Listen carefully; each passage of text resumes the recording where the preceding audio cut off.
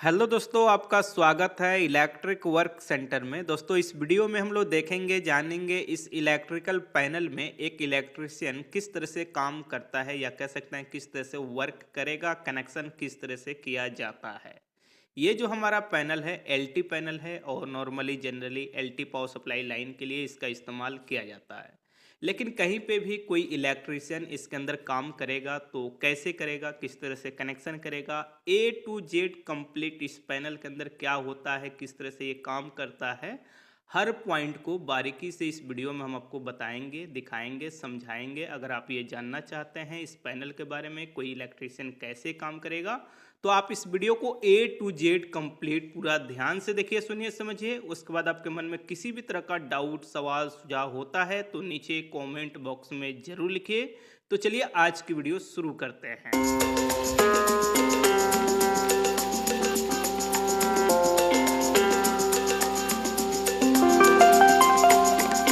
इसके अंदर electrical work हमें करना है, तो किसी भी इलेक्ट्रिशियन को इस तरह के पैनल के अंदर काम करना होता है तो इसके अंदर बहुत सारे वायरिंग होते हैं। चाहे हमारा ऑटोमेटिक चेंजेबल स्विच हो या स्विच गियर हो या एमसीबी हो या कॉन्टेक्टर हो या बसवार लाइन हो, तो इसके अंदर ये जरूरी नहीं है कि ये जितने वायरिंग है कहीं पे अगर इस पैनल को लगाया जा रहा है तो वहां पे उस इलेक्ट्रिशियन को इसकी वायरिंग करने की जरूरत होती है। ऐसा बिल्कुल नहीं, क्योंकि जहां पे ये पैनल बनता है वहीं पे लॉजिक सिस्टम यानी जरूरत के अनुसार इसके अंदर जो भी सामान है वो लगाए जाते हैं और इन सब का कनेक्शन वहीं पे कर दिया जाता है।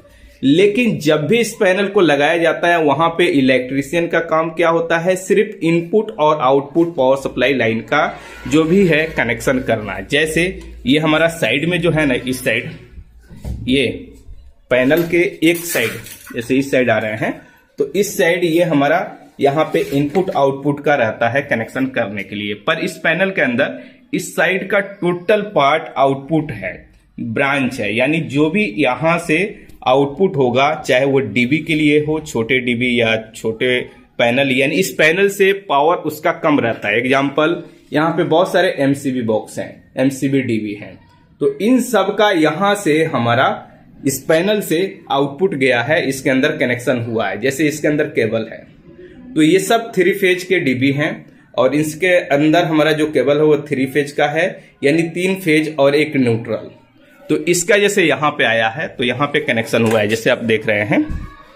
तो इसके अंदर आपका क्या है, 3 फेज एक न्यूट्रल। जैसे एग्जांपल यहाँ पे देखेंगे तो ब्लैक हमारा क्या हुआ, ये न्यूट्रल हो गया, ये BYR ये 3 फेज हो गया, उसी तरह से ये हो गया, उसी तरह से ये हो गया। तो इसके अंदर सिर्फ हमारा क्या होता है, आउटपुट कनेक्शन किया जाता है। जैसे यहाँ पे ये हुआ है, ये सिंगल फेज के लिए है, तो जरूरत के अनुसार कितना आपको आउटपुट चाहिए, कितना आपका केबल है, कितना यहाँ से लोड चल रहा है, उसके अनुसार ये रहता है। यहाँ पे आप देखेंगे तो कुछ केबल का कनेक्शन नहीं हुआ है, क्योंकि ये केबल जहाँ पे जा रहा है वहां पे वर्क कंप्लीट नहीं है, और वहां पे जब ये जाएगा तो यहाँ पे भी सेम वही चीज है। ये आपका यहाँ पे एक ब्लैक न्यूट्रल, ये आपका 3 फेज हो गया, उसी तरह से ये 3 फेज हो गया और एक न्यूट्रल हो गया। अब इसके अंदर इनपुट की बात करते हैं तो बहुत से पैनल के अंदर क्या होता है, इसी साइड आपका इनपुट का भी दे दिया जाता है, पर इसके अंदर आपका जनरेटर सप्लाई यानी डीजी का और गवर्नमेंट मेन पावर सप्लाई का है। तो इसके लिए बिल्कुल सेपरेट यहाँ पे आप देखेंगे तो इसका स्विच गियर लगा हुआ है। जैसे एक ये है, एक ये है। अब यहां पे जैसे एग्जांपल इसे हम बंद करते हैं तो इसके अंदर क्या होगा, ये आपका चला जाएगा, लॉक हो जाएगा। जैसे यहाँ पे ये चला गया। अब इसे हम ऑन करते हैं, ऑन करने के बाद ये डोर ओपन नहीं होता है, ठीक है। इसे ऑफ करेंगे तभी होगा। कहीं पे इस तरह से अगर आपको मिल रहा है तो इस बात को ध्यान में रखना है। इसके अंदर आपका 3 फेज का 3 इंडिकेटर है, उसके बाद यहाँ पे ऑन का इंडिकेटर है कि ऑन हो गया है, ये ऑफ रहता है उस समय, ये जलता है कि ऑफ है। ये ट्रिप यानी किसी कारण ट्रिप करेगा, ओवरलोड, शॉर्ट सर्किट, उस कंडीशन में ये इंडिकेटर जलता है। उसी तरह से ये है। तो इसमें आपका यहाँ पे देखेंगे तो क्लियर तरह से लिखा गया है EB इनकमर, यानी आपके जो मेन पावर सप्लाई है वो इनपुट इसके अंदर होगा। यहाँ पे DG इनकमर यानी आपका जो DG का लाइन है वो इसके अंदर आएगा।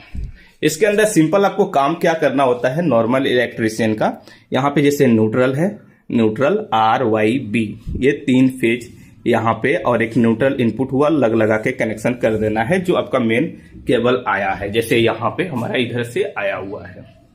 ठीक है, उसी तरह से सेम इसके अंदर आते हैं तो यहाँ पे भी सेम वही चीज है। यहाँ पे पतला केबल है क्योंकि जो DG है वो थोड़ा छोटा है, लोड के अनुसार है, यहाँ पे केबल लगाया गया है। तो इसमें भी आपका एक न्यूट्रल RYB, ये 3 फेज लगा दिया गया है। उसके बाद इसके अंदर बसवार पत्ती यूज किया गया है ये, ताकि ये खराब नहीं हो और हेवी होता है।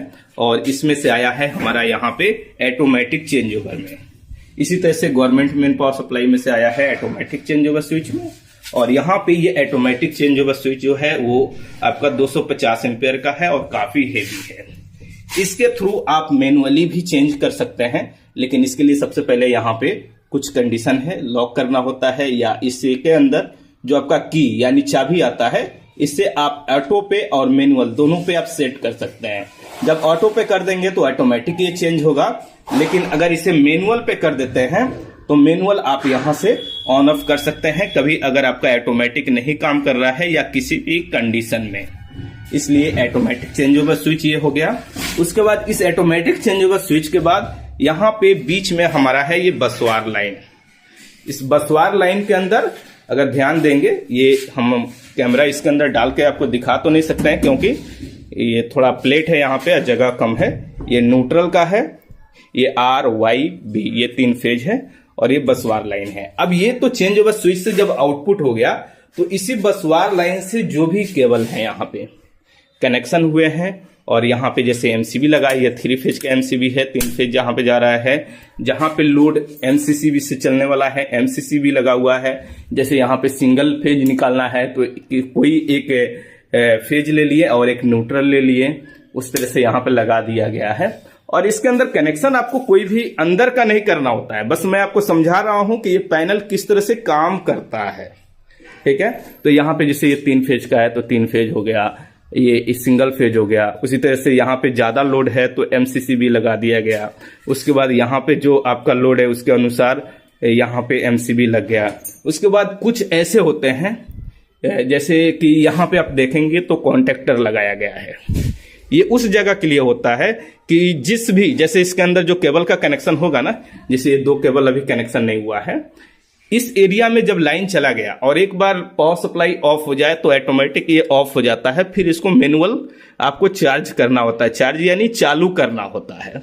उस जगह पे ये लगाया जाता है। जैसे खास करके मोटर जो होते हैं उसके अंदर जो कॉन्टेक्टर लगते हैं, या हम कह सकते हैं स्टार्टर लगता है, किस तरह से काम करता है। जैसे पावर सप्लाई लाइन कट गया, उसके बाद जब ऑन होता है, पावर सप्लाई आया तो वो ऑन नहीं होगा मोटर जब तक आप ऑन नहीं करेंगे। उस कंडीशन के लिए इस तरह से ये होते हैं, जहां पे जरूरत पड़ती है वहां पे इस तरह से लगाया जाता है।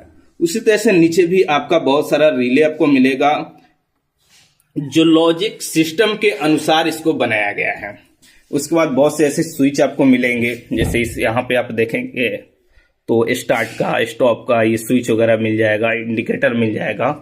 तो इसके अंदर बहुत से ऐसे चीज आपको मिलेंगे, लेकिन ये चीजें खास करके नॉर्मल इलेक्ट्रिशियन के लिए नहीं होता है जहां पे इस पैनल को लगाया जाता है।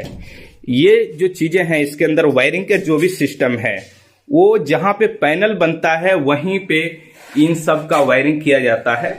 और आप बिल्कुल नए हैं तो थोड़ा सा इसके अंदर कंफ्यूजन होगा, लेकिन अगर आपके पास एक्सपीरियंस है 10 साल का, 5 साल का, या पैनल के अंदर रेगुलर आप काम कर रहे हैं तो आपको ये सब चीजें समझना बहुत आसान होगा। लेकिन अगर आप बिल्कुल कहीं पे पैनल लगा रहे हैं और आप कंफ्यूजन है तो इसके अंदर कुछ नहीं होता है। सिर्फ यहाँ पे इनपुट लाइन आप कर दिए और यहाँ से आउटपुट ले लिए और कुछ नहीं होता है। ठीक है, तो चलिए आज की वीडियो में जो हमने आपको दिखाने और बताने समझाने की कोशिश की है शायद आप समझ गए होंगे।